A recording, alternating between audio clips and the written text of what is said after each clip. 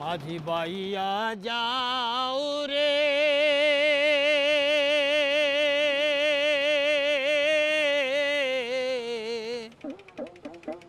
অকুল দরিয়ার মাঝে আমার ভাঙা নাও রে মাঝি বাইয়া যাও রে মাঝি বাইয়া যাও রে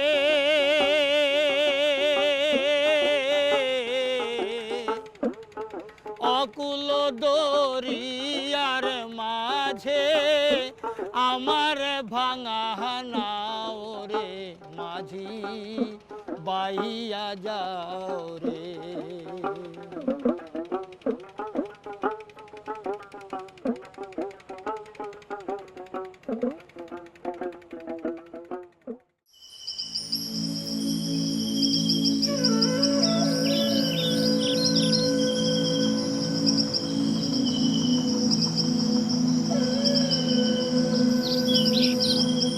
Sunderbans, planet Earth's largest delta, where two of the most iconic rivers, the Ganga and the Brahmaputra, meld and disappear into the giant Indian Ocean.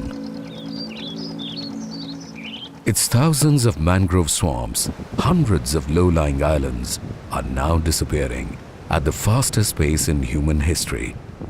This is the story of the hard-scrabble lives of millions of impoverished human masses that have long called the Sundarbans their home.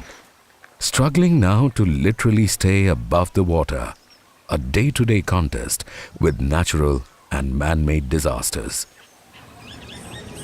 Ganga Sagar, where Hinduism's most sacred river, the Ganga, ends its 1500-mile journey from the Himalayas. For centuries, it has been a pilgrimage for millions of Hindus. For Chanchala Mandal, however, being here has been anything but a pilgrimage. For several years now, Chanchala has worked as a restaurant cook in the small town of Sagar Dweep, the home of Ganga Sagar. 45 years old, with a daughter and 2 sons, Chanchala works grueling hours to supplement the meager income of her husband, who too is a cook. Chanchala's 70-year-old father, Badal, works at the same restaurant where she does. He works 14-hour days baking rotis.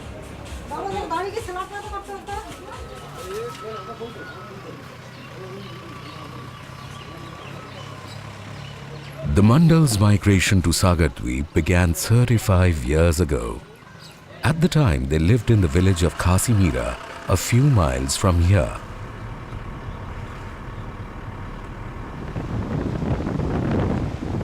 As the waters of the Sunderbans began submerging farmlands around 1980, Badal and many others abandoned their homesteads and moved to the nearby island of Ghodamara. Incredibly, Khasimira village does not exist anymore. Some 5 years after Badal left it, it vanished under seawater.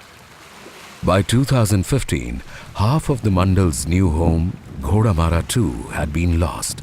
Eventually, Badal left Ghodamara as well and came to settle at Sagar Dweep. এখন দেখলাম যে সমস্ত জায়গা ছিল সে সমস্ত গঙ্গার গর্ভেই চলে গেছে।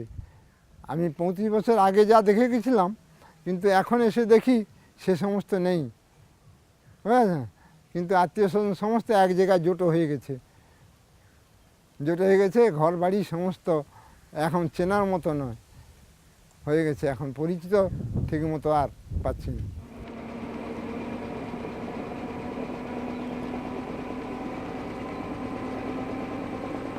The Sundarbans Delta are over 19,000 square kilometers. As much as 3/5 lie in Bangladesh and 2/5 in India. But this ecologically contiguous region is separated by territorial boundaries. In Bangladesh, the Sundarbans is primarily defined in terms of the protected tract, while in India, it is defined both in terms of the protected ecological habitat and the human habitations around it.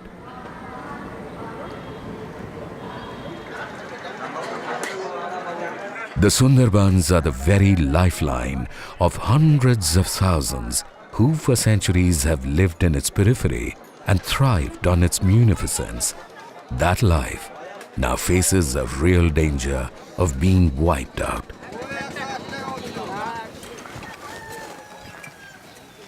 The waters have continued to rise and submerge much of the delta in the decades leading to the 21st century. This has been a catastrophe for the poor and marginal peasants living in West Bengal's districts such as the 24 Parganas. Entire villages with homes, farms, markets, temples and roads have vanished underwater. Natural disasters have indeed wreaked havoc in the Sundarbans. Sea levels are rising faster than they were in the previous decades. The surface temperature of seawater has also increased. Massive rains hammer the Sundarbans every year for 4 months from June to September. The rains bring acidic salinity deep into the farmlands, not only devastating the standing crops and the mangroves, but also ruining the soil for future farming of rice and indigo.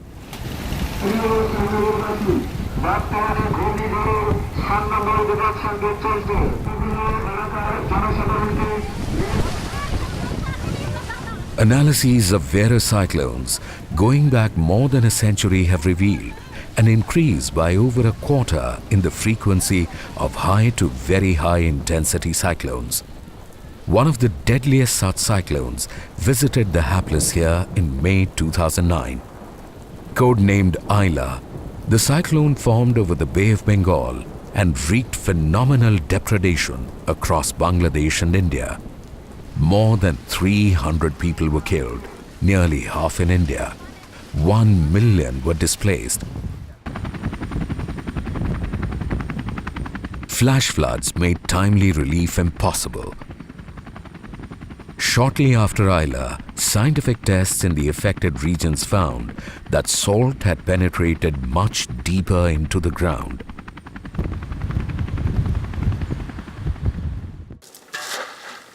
Even before Cyclone Ayla, 24 Parganas was among India's poorest districts.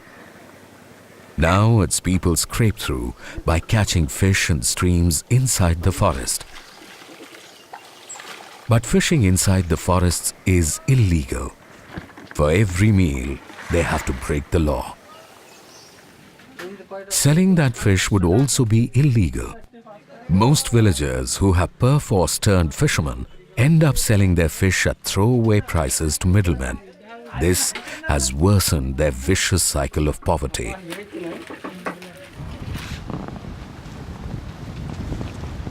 And who would know this better than Anwar Beg?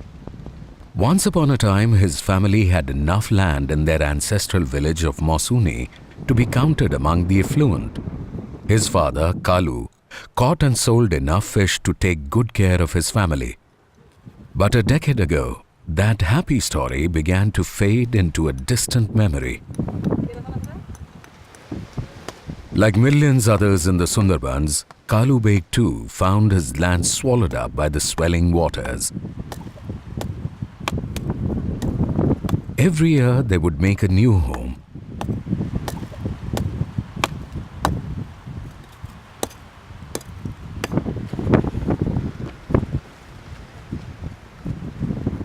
Every year, that new home would be washed away. When the recurring tragedy became unbearable, Kalu Beg quietly passed away one night. আমাদের এই নদী ধারে তো সবার আগেই ঘর আমাদের উড়ে যায়।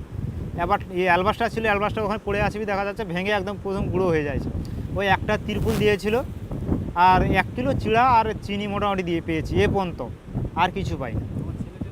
আমার ছেলে 4 জন, 2 মেয়ে, 2 স্কুলে পড়ে, ছোট ছোট বাচ্চা। তো আর মা আছে আমার কাছে, আমার বোন আছে 3 জন, আমার কোনো ভাই নেই, সবে আমার উপরে মোটামুটি নির্ভর সংসার। Riaz and Akbar have little clue how the swirling waters around them have destroyed the good life that their parents once knew.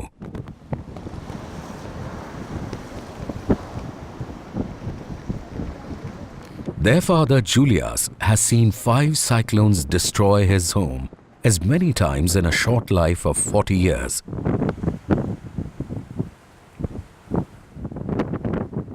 Every house he built anew sooner or later crumbled under lashing rains and winds. At least twice a month, water invaded each of his successive homes, submerging them up to 3 feet for hours before receding. Made of mud, his houses could not stand such a battering. It is at night that the water levels rise to their highest. The terrified and helpless folk can do little more than pass the nights sitting on their beds. His last home was also Julius's last hope. But once he lost it to the cyclone, he became truly destitute.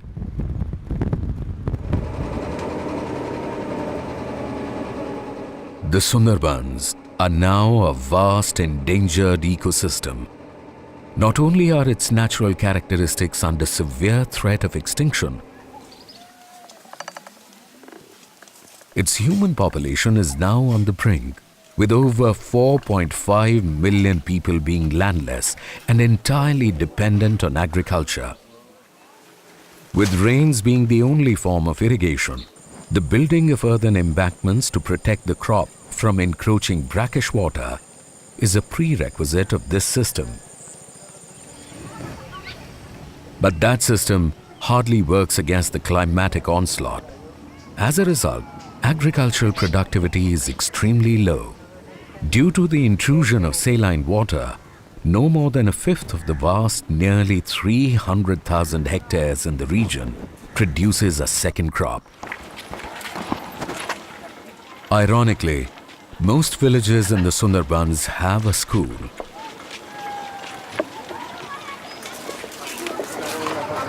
What is heartening is that children flock to them, but none offers education beyond the 10th grade. Higher education remains an unfulfilled dream. With agriculture and fishing both teetering as livelihood options, many villagers are increasingly scrambling to make ends meet through one of the oldest livelihoods here, collecting honey.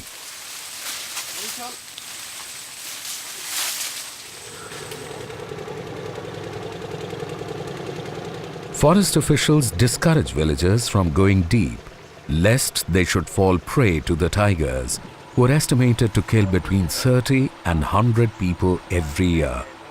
As often, honey collection is done in the very areas that they are not allowed to enter. The families of those killed by the tigers in these parts cannot claim government compensation.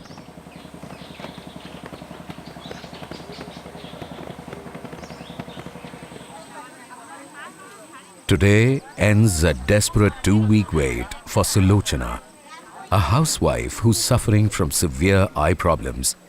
Today she will meet a doctor thanks to mobile health clinics run on boats in some of the remotest parts of the Sundarbans.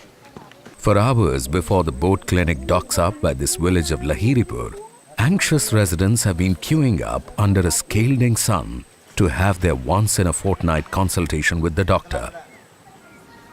Working from 8 a.m. to 4 p.m., this mobile unit is focusing on eye complaints today.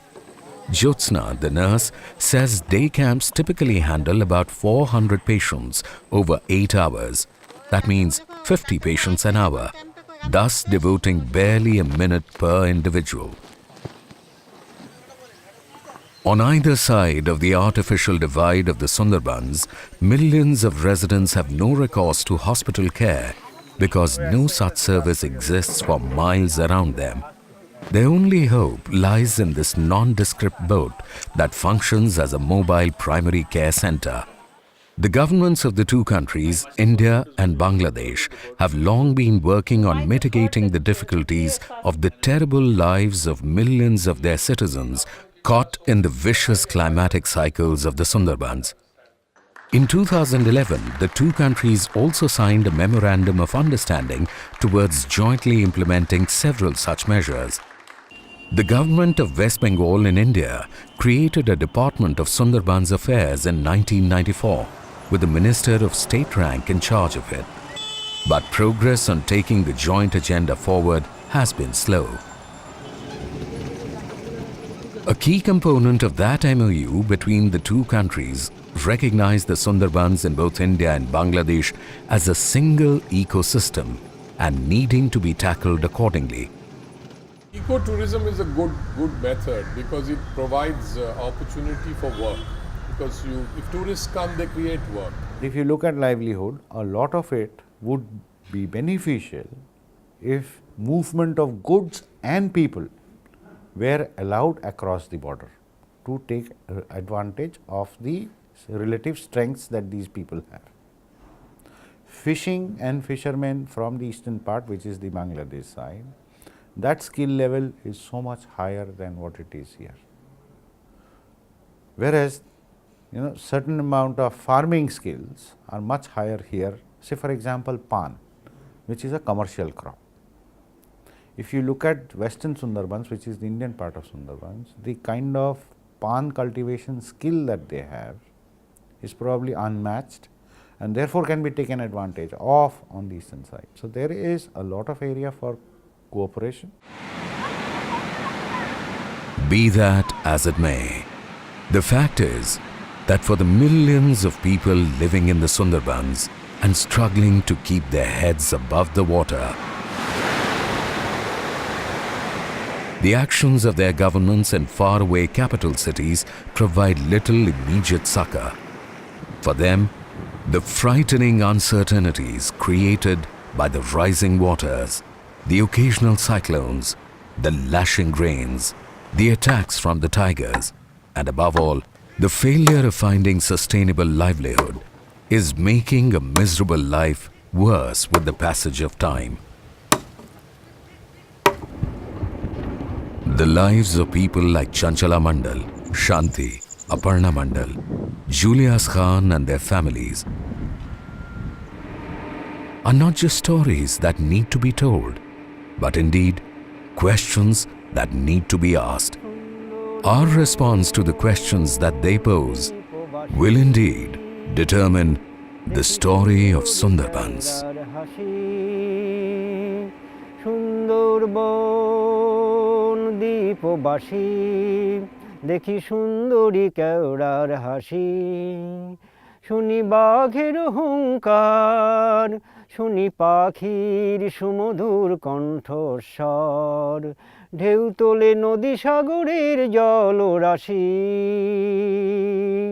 Sundarban দ্বীপবাসী দেখি সুন্দরী কেওড়ার হাসি মৌমাছিরা মৌচাকে মধু ভরে হরিণ হরিণী খেলা করে বনকুসুমের গন্ধ বাতাসে আসে ভাসি সুন্দরবন দ্বীপবাসী দেখি সুন্দরী কেওড়ার হাসি সুন্দরবন